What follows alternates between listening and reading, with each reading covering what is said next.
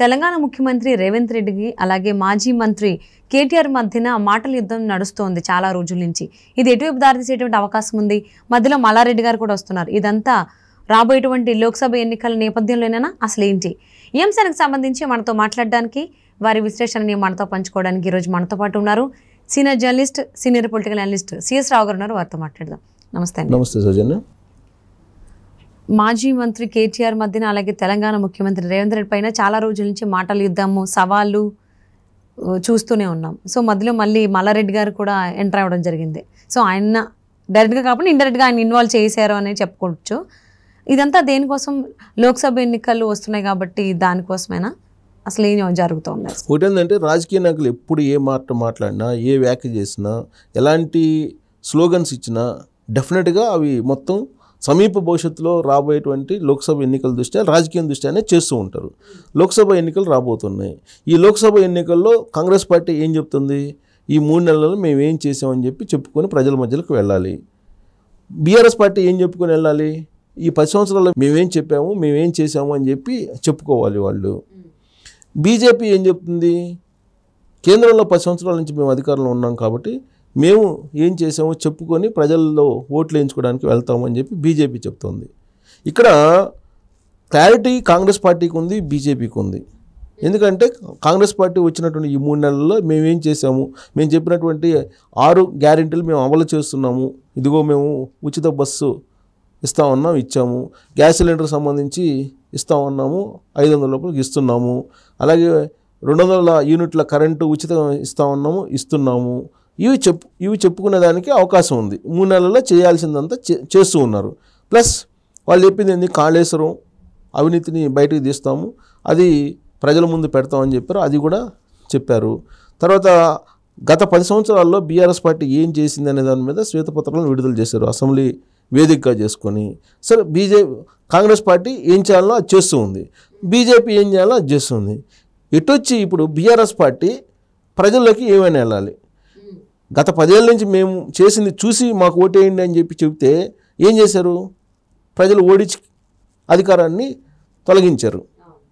So ఇప్పుడు కూడా మళ్ళీ లోక్సభ ఎన్నికల్లో కూడా అది చెప్పి వెళ్తే ఓట్లు వేయరు కదా. అర్థమైపోయింది, తెలంగాణ సమాజం వ్యతిరేకిస్తుంది, బీఆర్ఎస్ పార్టీ ఏం చేయలేదు, బీఆర్ఎస్ పార్టీ అది పరిపాలన సరిగ్గా లేదనేది ఒక మ్యాండేటరీ ఇచ్చేశారు రీసెంట్గా. మళ్ళీ అది దాంతో వెళ్తే ఫెయిల్ అయ్యేటువంటి అవకాశం ఉంది బీఆర్ఎస్ పార్టీ. కాబట్టి ఇప్పుడు ఎంచుకున్నటువంటి మార్గం ఏంటి? ఈ 3 నెలల్లో కాంగ్రెస్ పార్టీ ఏం చేసిందో దాని మీద వ్యతిరేకంగా ప్రచారానికి చేయాలనేటువంటి ఒక కాన్సెప్ట్ తోటి వెళ్తుంది. దాంట్లో భాగంగా మాటల మాంత్రికులు, కల్వకుంట్ల ఫ్యామిలీ అంటేనే మాటల మాంత్రికులు అని చెప్పి పేరు వస్తుంటుంది. కేసీఆర్ చూసినా, కేటీఆర్ని చూసినా, హరీష్ రావుని చూసినా, కవితను చూసినా, వీళ్ళంతా మాటలతోటి మిస్మరైజ్ చేస్తారు. గత 10 సంవత్సరాల నుంచి మాటలతోటి మిస్మరైజ్ చేసి ఆంధ్ర అనేటువంటి ఒక సెంటిమెంట్ని చూపించి 10 ఏళ్ళు పరిపాలన సాగించారు వాళ్ళు. ఈ 10 ఏళ్లలో ఎంత దోచుకున్నారు తెలంగాణ సమాజాన్ని అనేది కాంగ్రెస్ పార్టీ వాళ్ళు చెప్తున్నారు. 100 సంవత్సరాలకు సరిపడా విధ్వంసం సృష్టించారు అని చెప్పి రేవంత్ రెడ్డి చెప్తూ ఉన్నారు. బీఆర్ఎస్ పార్టీ అధికారంలోకి వచ్చిన తర్వాత నుంచి ఎంత విధ్వంసం చేశారు అనేది కాంగ్రెస్ పార్టీ చెప్తూ ఉంది. సో దీంట్లో నుంచి డైవర్షన్ తీసుకెళ్ళాలి పాలిటిక్స్ని. లోక్సభ ఎన్నికల నాటికి గత 10 ఏళ్లలో ఏం చేసింది బీఆర్ఎస్ పార్టీ, 3 నెలల్లో కాంగ్రెస్ పార్టీ ఏం చేసింది అనేది బేరీజ్ వేసుకునేటువంటి అవకాశం ప్రజలకు ఇవ్వకూడదు. ఇస్తే కాంగ్రెస్ పార్టీ ఎక్కువ ఎంపీ స్థానాలను గెలుచుకునే అవకాశం ఉంది. అందుకే బీఆర్ఎస్ పార్టీ, ప్రత్యేకించి కేటీఆర్ ఏం చేస్తూ ఉన్నారు? డైవర్ట్ చేసేటువంటి ప్రయత్నం చేస్తున్నారు. డైవర్ట్ చేసేటువంటి ప్రయత్నం. దాంట్లో డైవర్ట్ చేయాలంటే ఏం చేయాలి? వ్యక్తిగతమైనటువంటి దూషణలకి వెళ్ళాలి, వ్యక్తిగతమైనటువంటి అంశాలకు వెళ్ళాలి. సో ఇప్పుడు రేవంత్ రెడ్డి ఆయన మాట్లాడుతూ తన ప్రభుత్వాన్ని పడగొడితే మానవ బాంబుల మాదిరిగా దాడి చేస్తాం, మానవ బాంబులు అవుతారు కాంగ్రెస్ కార్యకర్తలు అని చెప్పి అన్నారు. సో అది ఆ మానవ బాంబులు అనేటువంటి పదం ఒక నేర సంస్కృతికి సంబంధించినటువంటి పదం. అది రేవంత్ రెడ్డి ఒక ముఖ్యమంత్రి హోదాలో ఈ మానవ బాంబు అనేటువంటి పదాన్ని ఎలా ఉపయోగిస్తారు అని చెప్పి అదొక పెద్ద ఇష్యూగా ఆయన లోక్సభ ఎన్నికలకు సన్నాహ సమావేశాలు పెడుతూ ఆయన చేసినటువంటి కామెంటు. ఇక ఇంకోటేమన్నాడు రేవంత్ రెడ్డి? మీరు గనక ప్రభుత్వాన్ని పడగొట్టేటువంటి ప్రయత్నం చేసినట్టు ఉంటే మీకు తగినటువంటి బుద్ధి చెప్తాము, మీరు ఎక్కడ ప్రయత్నం చేస్తే అక్కడ కత్తెర వేస్తాము, అందుకే కత్తెర పట్టుకొని తిరుగుతున్నాను, జాగ్రత్త తస్మాత్ అని చెప్పి ఒక సెటరిక్గా రేవంత్ రెడ్డి చెప్పడం జరిగింది. దాన్ని కత్తెర జేబులో పట్టుకొని తిరుగుతున్నాడంట రేవంత్ రెడ్డి. మానవ బాంబులుగా కాంగ్రెస్ పార్టీ వాళ్ళని మలచడానికి ప్రయత్నం చేస్తున్నారు. ఇలాంటి ముఖ్యమంత్రి మనకు కావాలా, అవసరమా? చెప్పినటువంటి మాటలు తప్పినటువంటి రేవంత్ రెడ్డి మనకు అవసరమా? అసలు బీఆర్ఎస్ పార్టీని ఎందుకు ఓడించావని చెప్పి తెలంగాణ సమాజం బాధపడుతుంది అనేటువంటి యాంగిల్లో ఆయన ప్రచారం మొదలుపెట్టాడు కేటీఆర్. ఇదంతా ఎందుకు చేస్తున్నాడు? కేవలం ఈ పదాల మీదనే ఆయన రేపు లోక్సభ ఎన్నికలకు వెళ్ళేటువంటి ప్రయత్నం చేస్తున్నారు.